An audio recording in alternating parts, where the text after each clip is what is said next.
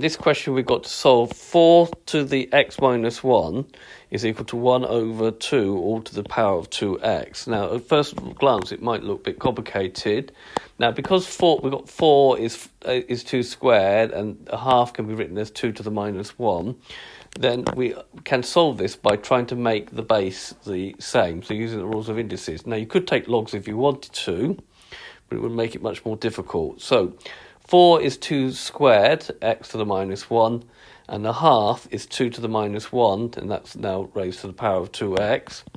The rule of indices says I can multiply these two together, so we get 2 to the 2x minus 2, and the same here is 2 to the minus 2x. We've now got the same base, so if the bases are the same, then for them to be equal, the powers must be equal.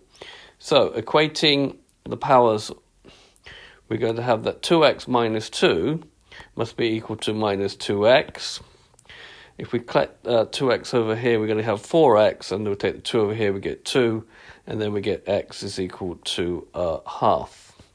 Okay, so this has been a video to show you how to solve an equation with x in the unknown in the power by making the base the same. I hope you've understood, and I thank you very much for watching.